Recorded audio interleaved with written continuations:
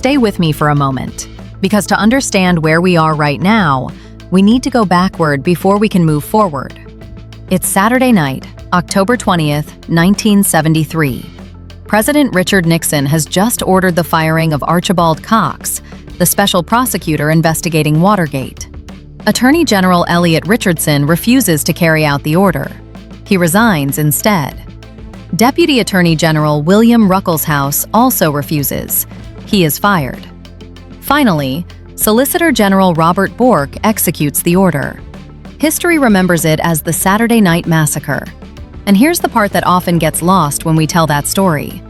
The system didn't hold because it was magically indestructible. It held because individual human beings inside powerful institutions made conscious choices. Richardson chose resignation over complicity. Ruckelshaus chose termination over obedience. Judges kept issuing orders.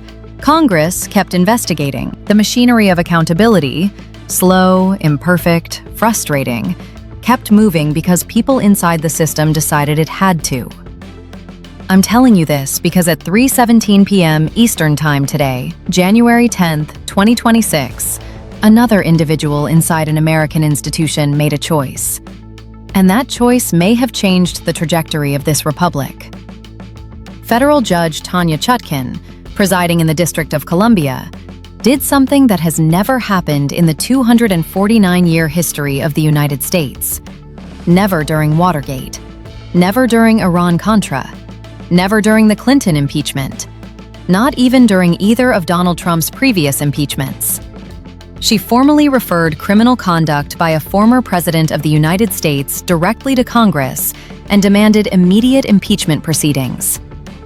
Let me say that again, because it cannot be overstated. A sitting federal judge, after reviewing the evidence before her, concluded that the judicial branch had exhausted its authority, that Congress could no longer wait, and that the constitutional order itself was at risk. This is not speculation. This is not anonymous sourcing.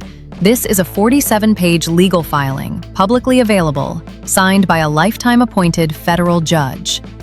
And now, within roughly 72 hours, the House of Representatives will vote on whether Donald Trump becomes the first president in American history to be impeached 3 times.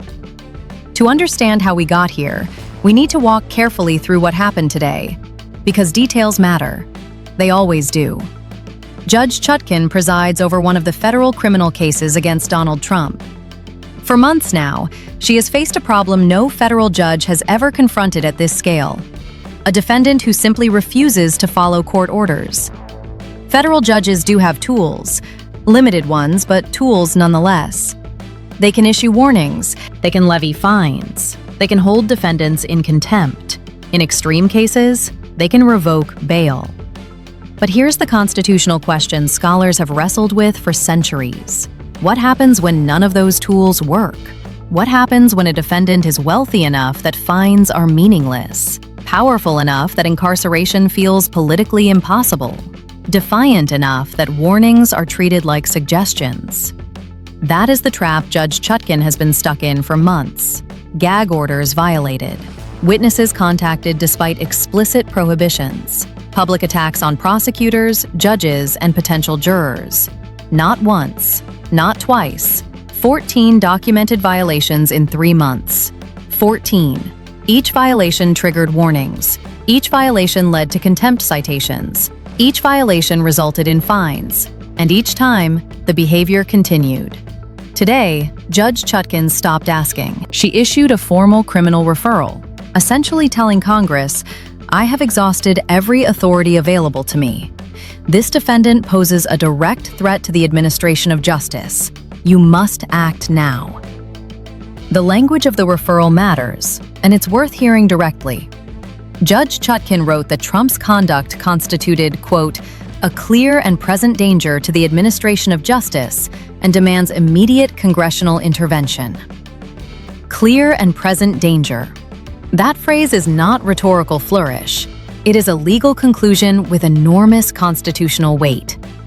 It signals the highest level of threat recognized in American jurisprudence. And Judge Chutkan didn't send Congress a summary.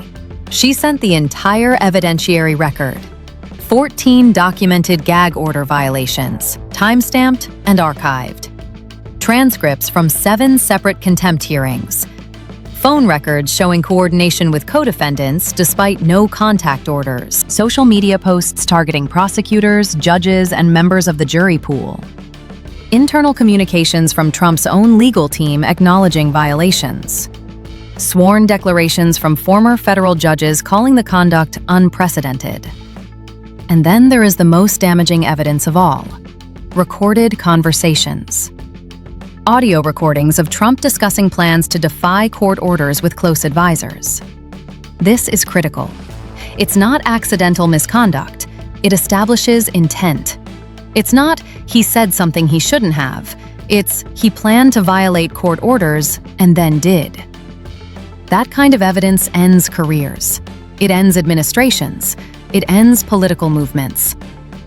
All of it was delivered to Congress in a single document at 3:17 p.m. Now here's why this moment is historically unique. In 249 years of American constitutional history, no federal judge has ever formally initiated impeachment proceedings against a president or former president. Not during Nixon's subpoena battles, not during Clinton's obstruction allegations, not during the Saturday Night Massacre itself.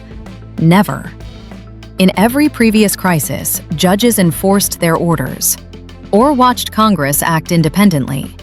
But no judge had ever concluded that the threat was so severe that Congress had to be formally told to act immediately.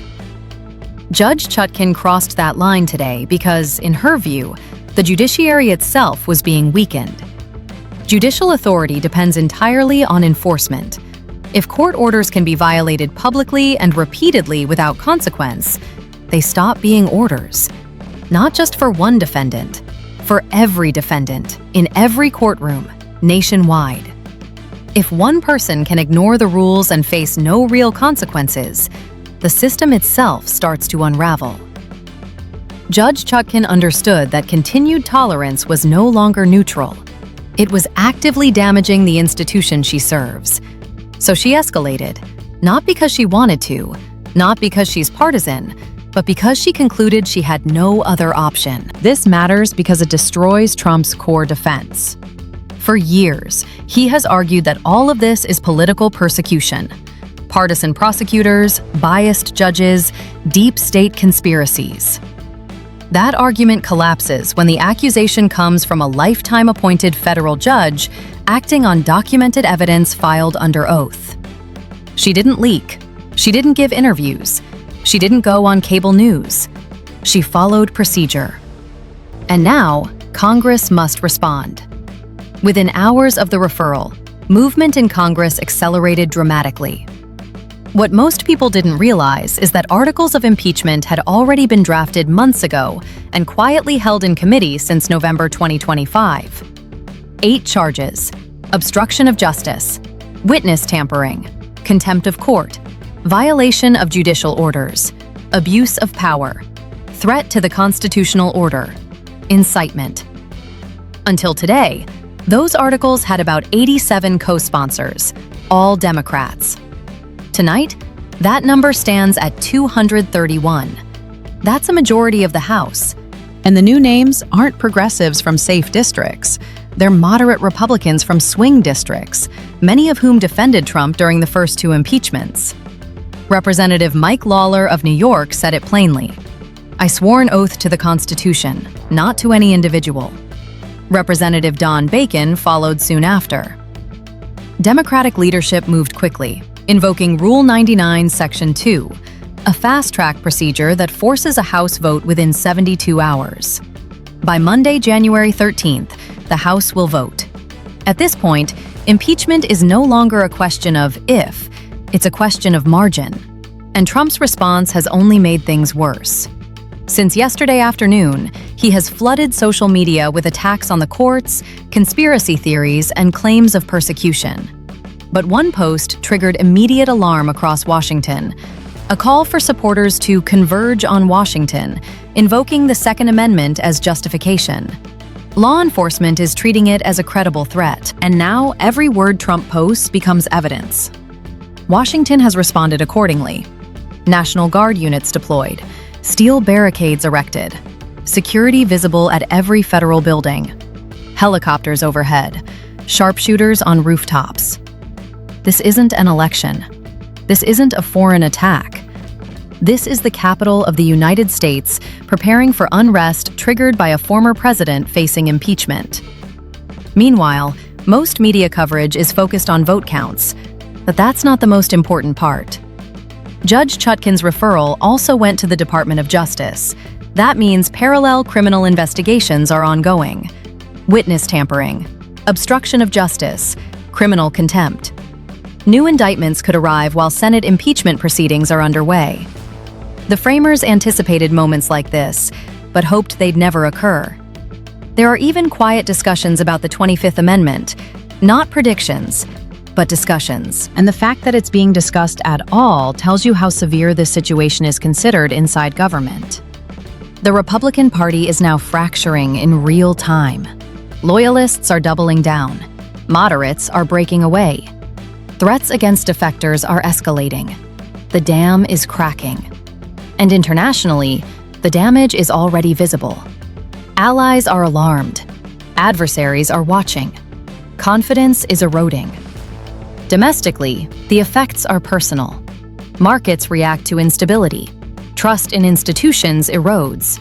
Security concerns become real, not theoretical. This isn't cable news drama. It's families adjusting schedules, schools tightening security, and federal workers wondering what the next week brings. Whatever happens Monday, the landscape has permanently changed. If Trump is impeached again, history will remember him not for policy, but for accountability proceedings. If he's acquitted, the criminal cases continue. There is no return to normal from here, only forward. And the next 72 hours will help decide what that future looks like.